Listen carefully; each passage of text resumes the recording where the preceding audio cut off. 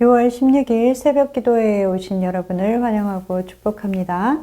오늘 우리가 함께 살펴볼 하나님의 말씀은 에스더 4장 1절에서 17절까지의 말씀입니다. 제가 읽어 드리겠습니다.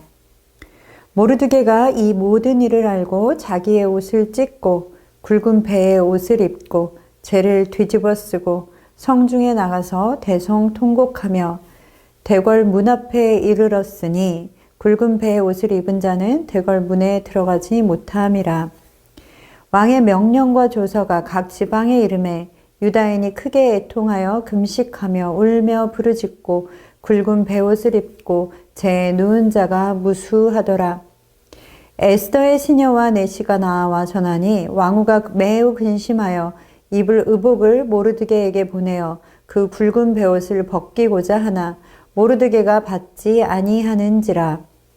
에스더가 왕의 어명으로 자기에게 가까이 있는 내시 하닥을 불러 명령하여 모르드게에게 가서 이것이 무슨 일이며 무엇 때문인가 알아보라 하매 하닥이 대궐 문 앞 성중 광장에 있는 모르드게에게 이르니 모르드게가 자기가 당한 모든 일과 하만이 유다인을 멸하려고 왕의 금고에 바치기로 한 은의 정확한 액수를 하닥에게 말하고 또 유다인을 진멸하라고 수상궁에서 내린 조서 초본을 하닥에게 주어 에스더에게 보여 알게 하고 또 그에게 부탁하여 왕에게 나아가서 그 앞에서 자기 민족을 위하여 간절히 구하라 하니 하닥이 돌아와 모르드게의 말을 에스더에게 알리매 에스더가 하닥에게 이르되 너는 모르드게에게 전하기를 왕의 신하들과 왕의 각 지방 백성이 다 알거니와 남녀를 막론하고 부름을 받지 아니하고 안뜰에 들어가서 왕에게 나아가면 오직 죽이는 법이요 왕이 그 자에게 금규를 내밀어야 살 것이라.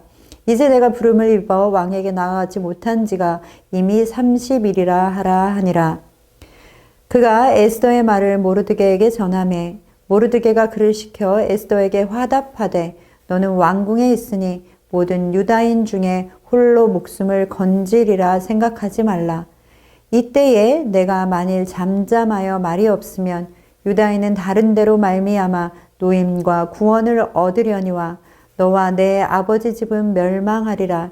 내가 왕후의 자리를 얻은 것이 이때를 위함이 아닌지 누가 알겠느냐 하니 에스더가 모르드게에게 회답하여 이르되 당신은 가서 수산에 있는 유다인을 다 모으고 나를 위하여 금식하되 밤낮 3일을 먹지도 말고 마시지도 마소서. 나도 나의 시녀와 더불어 이렇게 금식한 후에 규례를 어기고 왕에게 나아가리니 죽으면 죽으리이다 하니라. 모르드게가 가서 에스더가 명령한 대로 다 행하니라. 아멘. 여러분, 우리가 살아가다 보면 위기에 봉착하게 되는 순간이 있습니다. 위기는 그저 작은 문제가 있다고 위기라고 하지는 않죠.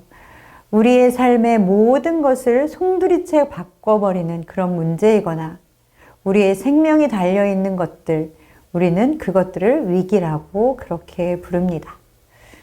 그렇다면 여러분은 이 위기 앞에서 무엇을 하시겠습니까? 이 위기라는 것은 개인의 인생뿐만 아니라 국가적으로도 또한 교회 공동체도 마주하게 됩니다. 여러분은 민족적인 위기 시기에 또는 공동체의 위기의 시기에 무엇을 하시겠습니까? 대한민국 사람들은 민족적으로 어려움이 생기면 보통 때는 서로 싸우는 것 같다가도 바로 하나가 돼서 이 위기를 타개해 나가는 탁월한 능력이 있습니다. 임진왜란, 6.25 이런 먼 과거 이야기를 굳이 하지 않아도 가깝게는 IMF 금융위기를 겪을 때도 우리는 금모으기 운동을 벌이는 등 적극적으로 이 위기를 극복해 나갔습니다. 오늘 본문은 유다 백성들이 위기에 처했음을 우리에게 알려주고 있습니다. 이들이 처한 위기는 캄보디아의 킬링필드나 독일의 나치의 유대인 말살 정책과 같은 홀로코스트를 떠올리게 하는 그런 위기입니다. 유대인들은 아이고 어른이고 할 것 없이 모두 죽음에 처할 상황이 되어버렸습니다. 그런데 오늘 본문에 보면 이런 상황에 한 사람이 등장하고 있습니다.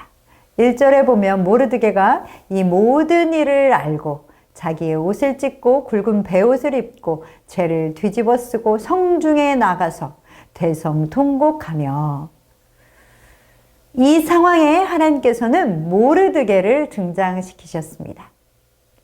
유대의 위기 상황의 타개는 어디서 시작되었는가 하면 모르드게가 자신들에게 처한 모든 상황을 알게 되는 것에서부터 시작되었습니다. 성경 원문은 드디어 알게 되었다, 모르드게가 이 모든 상황을 이라는 화법을 쓰면서 모르드게가 이 사실을 알게 되었음을 주목하고 있습니다. 그리고 모르드게는 이 모든 일을 알게 되자 바로 자기의 옷을 찢고 굵은 베옷을 입고 죄를 뒤집어 쓰고 성중에 나가서 대성통곡했습니다. 모르드게는 상황을 정확히 인지하고 그리고 바로 자신의 모든 것을 내려놓고 하나님 앞에 가장 겸손한 모습으로 기도한 것입니다. 또한 그는 그냥 조용히 자신의 집에서 기도한 것이 아니라 성중에 나아가 사람들이 다 듣도록 대성통곡하며 그의 모든 것을 쏟아 기도했습니다. 그리고 그때 각각 마을마다 왕의 명령과 조서가 도착했습니다. 그러자 다른 유다인들도 다 크게 애통하며 금식하며 울며 부르짖고 굵은 베옷을 입고 재에 누웠습니다. 모르드게가 그 모든 일을 알게 되자 하나님 앞에 바로 기도했듯이 이들도 다 먼저 한 것은 바로 기도였습니다.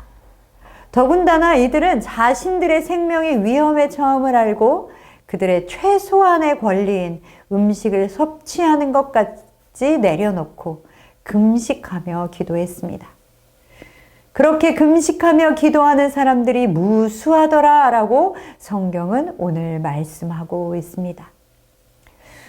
사랑하는 성도 여러분, 위기의 상황에 우리는 무엇을 가장 먼저 해야 하겠습니까? 위기의 상황에 우리는 다른 것을 찾고 다른 방법을 모색하고 사람들과 정치권에 줄을 대고 돈에 힘을 빌리고 여론을 만들어가는 것이 아니라 우리는 가장 먼저 기도해야 하는 것입니다. 그것이 바로 하나님의 사람들이 위기를 타개해 나가는 방법입니다. 우리가 기도할 때 하나님께서는 상황을 바꾸시고 또한 우리가 이제부터는 무엇을 해야 하는지를 정확하게 알게 하십니다. 사랑하는 성도 여러분, 깨어 기도하는 사람이 있을 때 그 공동체는 살아나고 그 공동체는 힘이 있고 그 공동체는 부흥하게 되는 것입니다. 그런데 그렇게 모르드게와 다른 유다 백성들은 하나님께 금식하며 베옷을 입고 자신들의 목숨을 내어놓고 기도하고 있는데 반해 마치 다른 세상에 살고 있는 듯한 사람이 있었습니다. 그 사람은 누구일까요? 네, 바로 에스더입니다. 오늘 본문 2절 말씀에 보면 모르드게가 되궐 문 앞까지 와서 대성통곡하며 기도하자 그 당시 베옷을 입은 사람은 되궐에 들어갈 수가 없었습니다. 그러니 아마도 그 앞이 소란스러웠을 것입니다. 그러니 에스더의 시녀와 내시가 모르드게의 소문을 들었을 것이고 그 소문을 듣고는 에스더에게 그 소식을 바로 전했습니다. 자, 그러자 에스더의 반응이 어땠을까요? 에스더의 반응을 한번 볼까요? 우선은 모르드게의 옷을 갈아입히려고 했습니다. 에스더는 모르드게가 그런 옷을 입고 사람들 사이에서 이런저런 소리를 듣는 것을 먼저 해결하고자 했을 것입니다. 그러나 모르드게가 지금 그 옷을 입은 것은 사람들 사이에서 이슈를 만들려고 한 것이 아니라 사람들 앞에서 지저분하고 초라한 행석으로 보일지 모르지만 하나님 앞에 가장 겸손한 모습으로 기도하고자 한 것이었습니다. 모르드게는 절대절명의 위기 앞에서 그렇게 기도할 수밖에 없었던 것입니다. 그런데 에스더는 그저 문제를 해결해 보려고 했죠. 그런데 모르드게가 그것을 거절하자 그때서야 무슨 일이 벌어지고 있는지를 알아보게 되었습니다. 그리고 이제 드디어 어떤 일이 벌어지고 있는지, 어떤 상황에 유다 백성들이 처했는지 에스더는 소상히 듣게 되었습니다. 사랑하는 성도 여러분, 사단은 우리로 하여금 어떻게든 하나님께 나아가지 못하도록 하고 우리를 넘어뜨리려고 합니다. 그래서 사단은 우리의 삶의 문제들과 오늘 본문처럼 절대절명의 위기에 몰아넣기도 합니다. 그런데 우리를 문제와 위기로 몰아넣는 것보다 더 위험한 것이 있습니다. 그것이 무엇인지 아십니까? 우리에게 아무런 문제가 없이 평안함을 누리도록 하는 것입니다. 우리 인생에 문제가 없으면 우리의 신앙생활은 그저 교회를 왔다 갔다 하는 시계추 같은 신앙생활을 하게 되고, 무엇보다 하나님을 알고자 하는 그 간절함이 없어지게 되며 기도하는 것을 잊어버리고 우리의 시선을 하나님께만 맞추지 않게 되는 것입니다. 우리가 하나님 앞에 성숙함의 정도를 알아볼 수 있는 것도 우리가 평안할 때 더 하나님 앞으로 나아가고 기도하고 있는가, 그것을 보면 우리는 그 사람이 얼마나 성숙한가를 알 수 있습니다. 에스더는 하나님의 은혜로 왕후가 되었습니다. 그것이 하나님의 은혜임을 누구보다 에스더 자신이 더 잘 알고 있었을 것입니다. 그러나 에스더는 어찌된 일인지 그것들을 다 잊어버렸습니다. 그리고 에스더는 민감하게 깨어있지 못했고, 또한 밖에서 어떤 일이 벌어지고 있는지조차 눈치채지 못했습니다. 그런데다가 8절 하반절에 모르드게가 왕에게 네가 나아가서 그 앞에서 자기 민족을 위하여 간절히 구하라 라고 하는 부탁에도 현실을 바라보며 자신의 목숨을 걱정했습니다. 네, 사실 에스더 말이 맞죠. 현실은 그러했습니다. 왕이 부르지 않는데 왕에게 나아가면 누구든지 죽게 되어져 있었고, 그런데 그런 상황에 30일 동안이나 왕은 에스더를 부르지 않았습니다. 이것이 현실입니다. 그러나 자신도 그것이 현실이라고 그냥 있게 되면 유다 민족으로서 목숨을 잃게 되는 것은 똑같은 일일 것입니다. 그러나 현실을 바라보면 저는 할 수 없습니다 라고 대답할 수밖에는 없을 수도 있을 것입니다. 사랑하는 성도 여러분, 기도는 내가 마주한 위기에 눈을 고정하고 있는 것이 아닙니다. 위기에 우리의 발을 디디고 있을지는 모르지만 우리의 눈을 누구에게 고정해야 하는 것입니까? 하나님께 고정하고 기도하는 것입니다. 여러분, 또한 절대절명의 위기에 하나님께 드리는 기도는 목숨을 걸고 하는 기도입니다. 그렇지 않으면 우리의 그 위기가 우리를 삼켜버리게 되는 것입니다. 우리가 우리의 눈을 하나님께 고정하고 기도한다는 것은 이 상황이 무조건 해결될 것이다 라고 그냥 나에게 다짐시키는 것이 아니라 하나님 그분 자체를 신뢰하는 것입니다. 하나님이 어떤 분이신지 알고 그 하나님을 신뢰하는 것입니다. 하나님을 믿고 기도할 때 우리는 드디어 하나님의 일하심을 보게 되는 것입니다. 에스더가 현실의 눈을 고정하고 있을 때 모르드게가 다시 한번 에스더를 영적으로 깨우게 됩니다. 그제서야 에스더는 현실에 대한 두려움을 버리고 하나님의 원래 계획, 나를 이 자리에 두신 것은 이때를 위함이다 라는 하나님의 계획을 보게 되었습니다. 그리고는 에스더는 일어섰습니다. 그리고 수산성에 있는 유다인들을 다 모아 3일 동안 금식하며 기도하기를 요청하고 자신과 시녀들도 금식하고 왕에게 나아가기로 결정했습니다. 현실을 두려워하던 에스더는 이제는 죽으면 죽으리다 라고 고백하고 기도하는 에스더가 되었습니다. 사랑하는 성도 여러분, 에스더는 규례를 어기고 왕 앞으로 나아가기로 결정합니다. 규례를 어기다. 하나님의 일하심은 우리의 이성과 논리와는 맞지 않을 수도 있습니다.